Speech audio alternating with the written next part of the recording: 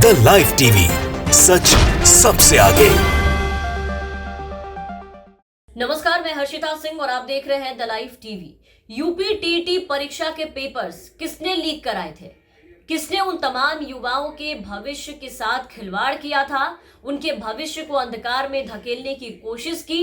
इस paper leak करवाने के पीछे असल में क्या कनेक्शंस थे, लोगों की पहुंच कितनी ऊपर थी और असल मास्टरमाइंड कौन था, उसका पूरा खुलासा हुआ है। इतनी ऊपर तक आखिर किसकी पहुंच थी, वो हम आपको बताने जा रहे हैं कि किसने इन लाखों युवाओं के भविष्य के साथ खिलवाड़ किया। आपको जानकर हैरानी होगी कि ऐसा करने वाला कोई और नहीं बल्कि भाजपा विधायक का भाई निकला है, जिसने यूपी टीईटी परीक्षा का पेपर लीक करके तमाम परीक्षार्थियों के साथ, उनकी जिंदगी के साथ, उनकी साल भर की मेहनत के साथ इस तरीके का घटिया मजाक किया। ये दैनिक भास्कर की एक खबर आप देखिए, जहां ये बताया गया है कि यूपी टीईटी का पेपर भाजपा विधायक के भाई ने लीक कराया था और पॉलिटिकल बैकग्राउंड होने की वजह से सीधे उसने सचिव से अपने रसूख का इस्तेमाल करके बातचीत की और बातचीत करके ये डील की थी। और उनके फैमिली में एक आईएएस अधिकारी भी है, जिन सब की मदद से उसने सीधा पेपर लीक कराया, ऐसा काम किया।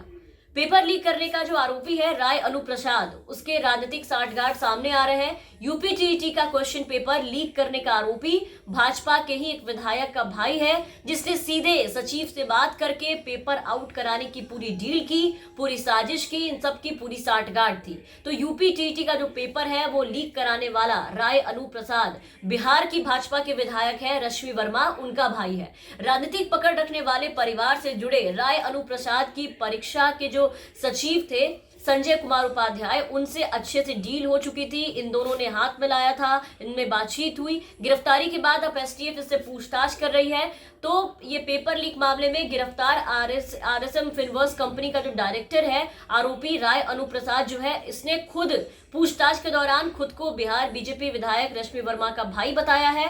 और इस खुलासे के बाद, ये सच्चाई सामने आने के बाद अब एसटीएफ की जो टीम है वो इस एंगल से इस पूरे मामले को जांच करने में लग गई है कि कहीं पेपर लीक का जो मामला है इसका कोई पॉलिटिकल कनेक्शन तो नहीं है, क्योंकि राय अनुप्रसाद जो है वो मूल रूप से गोरखपुर का रहने वाला है। एसटीएफ अब संजय उपाध्याय जो कि सचिव है और राय अनुप्रसाद के बीच के कनेक्शंस के जो पॉइंट है वो भी तलाश रही है। और यहां आपको बता दें कि ये यूपी टीईटी परीक्षा की पेपर एग्जाम के 1 महीने पहले ही लीक होने की बात हो गई थी। 26 अक्टूबर को आरएसएम फिनवर्स नाम की जो कंपनी है, जिसका ये मालिक है, उसको पेपर प्रिंट कराने का ठेका दिया गया था या फिर कहीं से दिलाया गया होगा, जिसके पास सुरक्षित तरीके से पेपर छापने का इंतजाम तक नहीं था।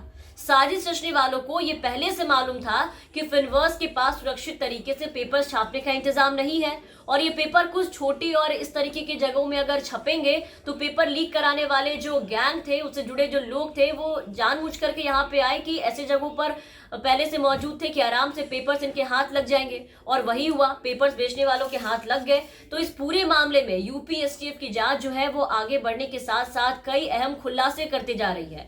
बताया ये जा रहा है कि परीक्षा होने के 15 दिन पहले ही पर्चा जो है, यानी क्वेश्चन पेपर जो है वो लीक हो गया था। और पेपर लीक करने का आरोपी Delhi printing press RSM Finverse limited का ये मालिक बीजेपी विधायक का भाई, जो कि गोरखपुर से ताल्लुक रखता है, पूछताछ में अपने पूरे स्ट्रॉन्ग बैकग्राउंड और कनेक्शंस के बारे में बताया है। सब कुछ खुद से बताया है कि कैसे अफसर साहू और राजनीतिक रसूखदारों की मिली भगत से परीक्षा पेपर लीक हुआ था, कैसे पेपर लीक कराने का जो आरोपी है बीजेपी विधायक का ये भाई जो है, वो कैसे राजनीतिक साठगांठ से लाखों नौजवानों के भविष्य के साथ उसने ऐसा मजाक किया। और ऐसा काम ये काफी पहले से करते आ रहे हैं। सिर्फ यही नहीं, गोरखपुर के सरकारी संस्थानों में यहाँ पता चला है कि आरोपी के जो परिवार है, उसके जो सदस्य हैं, वो अच्छे खासे ओहदे पर काम कर रहे हैं।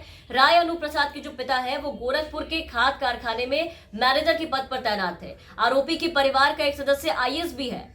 और आरोपी राय प्रसाद की, अनूप राय प्रसाद की जो बहन है वो बिहार से भाजपा के विधायक है, जिसका ये खुलासा हुआ है इस पूरे मामले में। तो इस तरह से आरोपी अफसरशाही और राजनीतिक रूप से एक रसूखदार व्यक्ति है और उसने अपने इसी ओहदे का, इसी रसूख का, इसी संरक्षण का इस्तेमाल करके आरोपी अनूप सीधे सचिव से बात की और बात करके पेपर आउट कराने की डील कर ली थी। जांच में अब ये साफ हो गया है कि पेपर छापने का ठेका मिलने से पहले ही संजय उपाध्याय और राय अनुप्रसाद की एक मीटिंग जो है वो नोएडा के एक नामी होटल में हुई थी और इस मीटिंग में ही पेपर आउट कराने की पूरी साजिश जो है वो रची गई थी। इस मुलाकात का सीसीटीवी फुटेज जो है, इनकी जो मीटिंग हुई, बातचीत जो हुई, इसकी सीसीटीवी फुटेज भी जांच एजेंसियों के पास आ चुका है। और यूपी एसटीएफ के एडीजी अमिताभ यश जो है, उन्होंने भी ये कहा है कि अब तक की जांच में प्रिंटिंग प्रेस से ही पेपर लीक होने की पुष्टि होने की बात जो है उन्होंने साफ कही है। तो अब जाकर के ये बड़ी मछली जो है वो हाथ लगी है, जो सत्ताधारियों के परिवार से ताल्लुक रखता है, बीजेपी से ताल्लुक रखता है और सत्ता के पावर का गलत इस्तेमाल करके अफसरशाही का भी फायदा उठा के ये कारनामा कर रहा था, वो भी खुले में। इस पे कोई भी कार्रवाई भी नहीं की जा रही थी। और इस कनेक्शन पे शक शायद बीजेपी के जो सांसद है वरुण गांधी, उनको पहले से था। तभी उन्होंने, आप देखिए कि योगी सरकार को यूपी टीईटी परीक्षा पेपर लीक होने की खबर के बाद से ही सीधे इस काम में संलिप्त बड़े मास्टरमाइंड पर, बड़ी मछलियों पर कार्रवाई करने और उन्हें पकड़ने को कहा था।